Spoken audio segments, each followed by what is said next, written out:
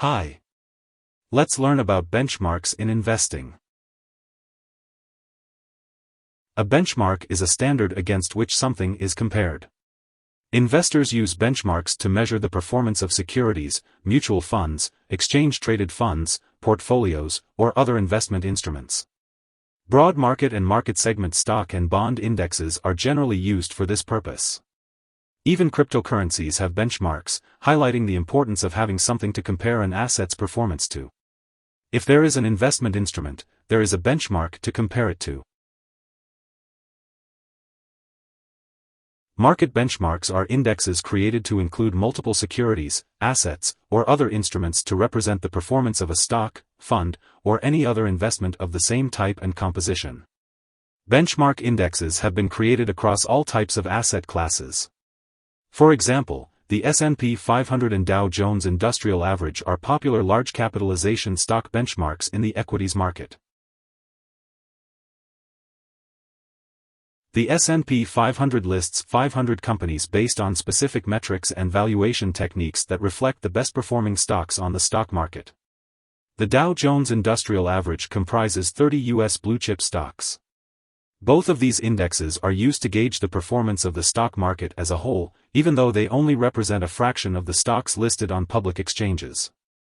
Mutual fund investors may use Refinitiv Lipper indexes, while international investors may use MSCI indexes.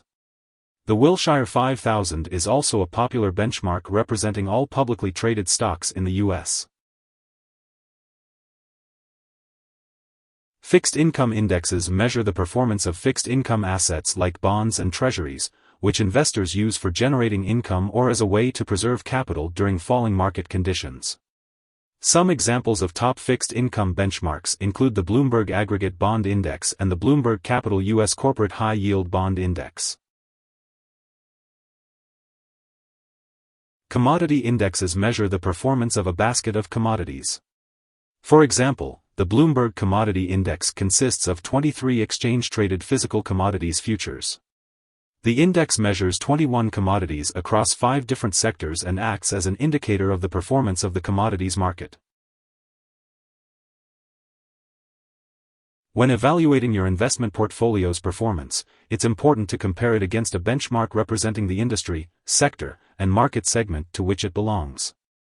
Most retail investors don't build their portfolios by choosing individual stocks, but rather use mutual funds or exchange-traded funds that mirror the performance of specific indexes.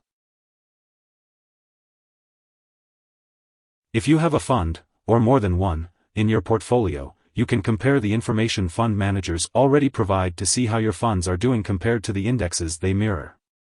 Evaluate the fund's changes in market price, historical volatility, R-squared, and beta to understand its performance compared to its benchmark.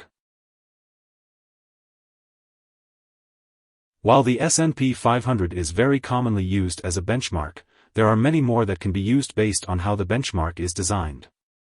Other widely used benchmarks in the stock market include the Wilshire 5000, Dow Jones Industrial Average, and the Russell 2000. Different indexes use different methods to calculate their performance. For example, the S&P 500 uses a free-float market capitalization weighted index method. Market benchmarks are important because they allow investors to compare their holdings' performance against reliable metrics and indicate the health of a market. However, they are indicators of past performance, and there is no way of knowing how the investments that comprise an index will perform. Here are 4 key takeaways. 1. A benchmark is a standard with which to measure performance.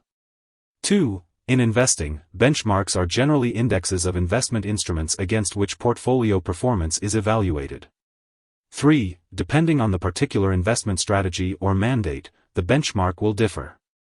4. There are benchmarks for every type of investment and strategy. Hope this would help. Thanks for watching.